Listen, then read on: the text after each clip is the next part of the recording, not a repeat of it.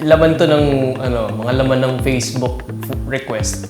Oh. Message request. Yun. Pero wala pa naman yung personal.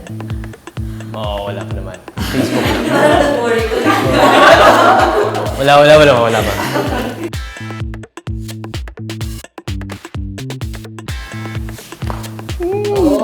Favorite ko yan eh!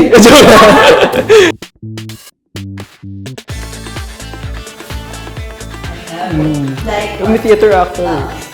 It's normal. anong Sure. usually dress or... Hindi. Buong drag. Okay. May picture ako. Pakita ko sa inyo. Maganda siya.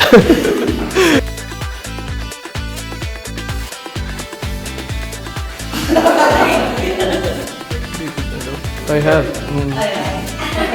Mukhang marami ah. Recent na minor lang, I'm sure. Coding. Naglabas ako ng sasakyan. Usually, may engot lang ako dun eh. How do you get away sa mga ganun? Pag gano'n, wala, ibibigay ko talaga yung lisensya ko. Kasi di ba may mga technique sila, gano'n na, sir, naging envelope na ito, bibigyan ng envelope ka agad or may fold kang gano'n. Tapos lisensya ko yung bibigay ko.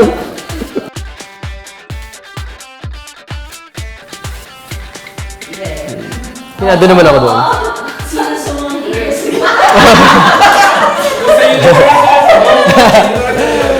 Kasi, okay, yung explanation.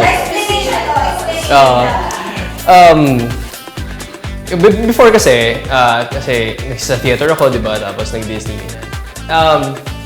Meron akong ibang concept ng love.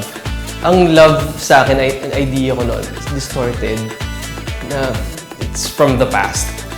So parang, feeling ko pag nag-girlfriend ka, tapos, okay, edi kung magkagusto ko ulit sa iba, edi sa iba. Kala ko, may ganon, until I was 23. Tapos 23, na-realize ko na lang kasi may malala nang nangyari dito na parang pwede nang ikasira ng karir ko itong nangyaring to. Tapos, na-realize ko na, hindi na pala pwedeng dapat nananakit na lang ako bigla, yung aalis na lang ako. Ganun kasi ko yung okay to ganun. Okay to ganun. Tapos nag-overlap, ganun. So, ayun, yung girlfriend ko ngayon, siya yung pinakauna kong niligawan. Hi guys, please grab your copy of the Cosmopolitan magazine for September issue. I am one of the centerfolds. Thank you. And please follow me on Twitter, Kaloy JC Santos, and Instagram, j.c.santos. And please watch Till I Met You. Thank you.